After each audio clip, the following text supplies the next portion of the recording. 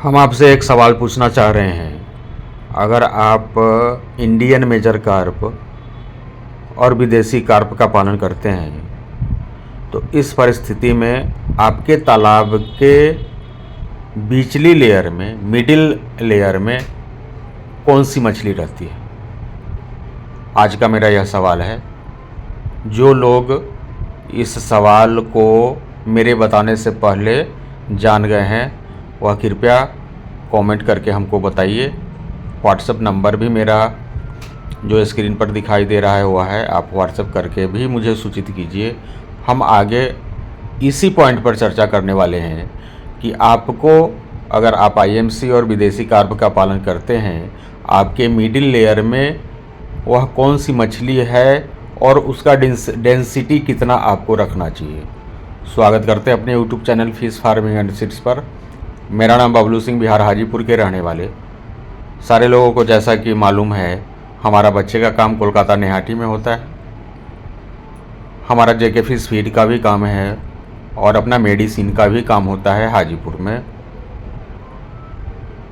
जब आप कॉल करते हैं बच्चे मंगाने के लिए तो हमें स्क्रीन पर नंबर जो दिखाई दे रहा है उस पर हमसे बात होता है। आप कॉल करते हैं तो हम आपके यहाँ तक बच्चे भेजते हैं। एक विशेष जानकारी हम आपको देना चाह रहे हैं, क्योंकि हमारा जेके फिश फीड का काम है। जो लोग बिहार से इस वीडियो को देख रहे हैं, खास करके बक्सर और आरा ज़िले के आसपास वाले लोग जो वीडियो देख रहे हैं, उनके लिए हम बताना चाहेंगे कि एक लड़के की आवश्यकता है जेके फिश फीड के लिए। एज ए सेल्समैन के रूप में हम उनको जेके फिश फीड में अपॉइंट करना चाहते हैं, उनको जॉब देना चाहते हैं। उनको घूम घूम करके तालाब पर जाना पड़ेगा, वहाँ से ऑर्डर निकलवाना पड़ेगा, अपने दाने के बारे में बताना पड़ेगा किसानों को। तो ऐसे लोग भी जिनको जॉब की इच्छा है, काम की इच्छा है, वे दिए हुए नंबर पे कॉल कर सकते हैं। और जो अगर आपको पंगास का बच्चा चाहिए, रूपचंदा का बच्चा चाहिए, किसी भी मछली का स्पॉन चाहिए, सिर्फ अमूर कॉमन कार्प छोड़ करके, ग्रास कार्प, साधारण common carp, silver carp, big head, कतला, रोहू या फिर मृगल, किसी भी तरह की मछली का स्पॉन या रूपचंदा का भी स्पॉन आप बोलेंगे तो हम भिजवा देंगे दिए हुए नंबर पे कॉल करके। चलिए हम बात करते हैं, वीडियो पर पॉइंट पर आते हैं। मिडिल लेयर में वह कौन सी मछली है, मेरा सवाल था। मिडिल लेयर में वह कौन सी मछली है जो आप अपने तालाब में स्टॉक करते हैं। इस पॉइंट पर हम आज के वीडियो में इसलिए चर्चा करने वाले हैं, बहुत सारे लोगों का यह सवाल होता है और जब आप लोग बच्चे का हमसे डिमांड करते हैं तो बहुत सारे लोग सिर्फ़ और सिर्फ कतला मछली अपने तालाब में डालना चाहते हैं। या फिर कुछ ऐसे लोग होते हैं, ये नए लोगों की हम बात करते हैं जो रेगुलर वीडियो नहीं देख रहे हैं या जो जानकारी जिनको नहीं है, वे सिर्फ और सिर्फ रोहू का ही पालन करना चाह रहे हैं अपने तालाब में, या फिर ग्रास कार्प का ही पालन करना चाह रहे हैं। तो हम आपको बताना ये चाह रहे हैं कि जब भी आपके तालाब में, आप अपने तालाब में आईएमसी का पालन करते हैं, उसमें विदेशी कार्प भी मिला देते हैं, तो 3 लेयर आपके तालाब में बनता है। ऊपरी लेयर के लिए अलग तरह का मछली, मिडिल लेयर के लिए अलग तरह का मछली और नीचे वाली लेयर के लिए अलग तरह के मछली का जब आप बच्चे डालते हैं, इस पोजीशन में कम खर्च में तीनों मछलियां का ग्रोथ बेहतर ढंग से हो जाता है। जब आप एक तरह का मछली, चाहे वह कतला हो जिसको भाकुर के नाम से जाना जाता है, या फिर रोहू हो, एक तरह की मछली, या सिर्फ और सिर्फ ग्रास कार्प हो, ऐसी मछलियाँ आप डाल देंगे और डेंसिटी हाई कर देंगे तो फिर कोई मतलब नहीं बनता है, उनका ग्रोथ नहीं आएगा। बहुत बार ऐसा होता है कि कुछ लोगों का ऐसा डिमांड आता है, संजोग से जब आप बच्चे कहीं से लोकल से ख़रीद करके लाते हैं, उस बच्चे के साथ 2-4 पीस, 10 पीस कुछ अलग तरह का मछली आ जाता है जो आप तालाब में डालते नहीं हैं, परंतु जो बच्चे लाते हैं उसके साथ में आ जाता है। तो स्वाभाविक है कि 2-4-10 पीस अगर किसी भी तरह का मछली आपके तालाब में आ गया तो उनका ग्रोथ काफ़ी बढ़ जाएगा।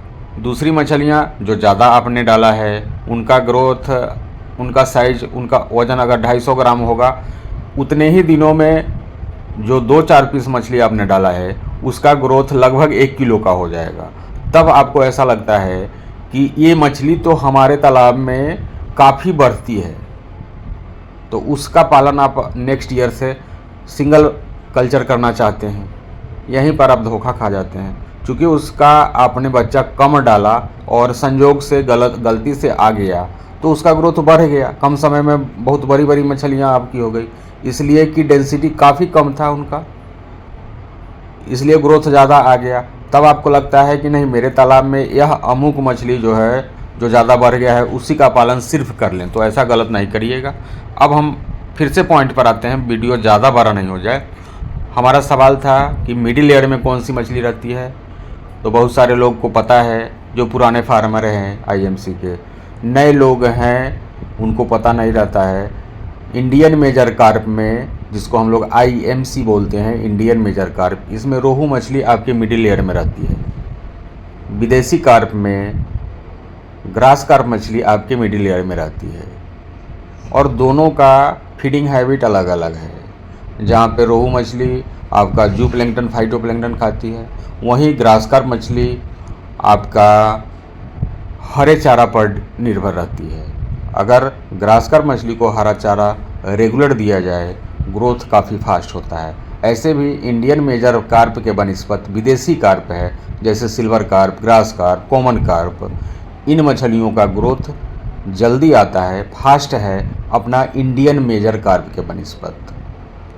अब आपको ये देखना है कि कौन सी मछली का आपके एरिया में बेहतर रेट मिलता है। ग्रोथ तो ज़्यादा विदेशी कार्प का आता है, और आप अपने एरिया के अनुसार जहाँ पे रेट किस मछली का आपके यहाँ ज़्यादा है, उसके अनुसार आपको अपने तालाब में बच्चे डालने चाहिए।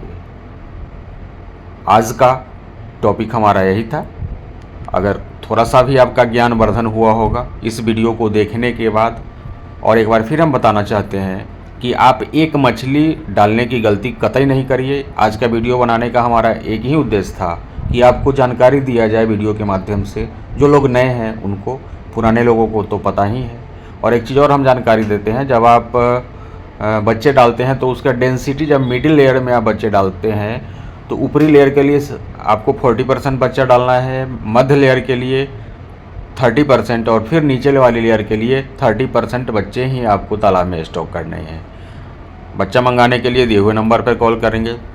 मेडिसिन मंगाने के लिए किसी भी तरह का ग्रोथ वाला hyper growth, plankton powder, east powder, mineral mixer powder, किसी भी तरह का मेडिसिन मंगाने के लिए दिए हुए नंबर पर कॉल करेंगे। जेके फिश फीड का डीलरशिप प्राप्त करने के लिए भी दिए हुए नंबर पर कॉल करेंगे। वीडियो पर मेरे साथ यहाँ तक बने हो रहने के लिए एक बार फिर से बहुत बहुत धन्यवाद। आपकी मछलियों का ग्रोथ कम समय में बेहतर ढंग से हो, यही हमारी कामना है। बहुत बहुत धन्यवाद।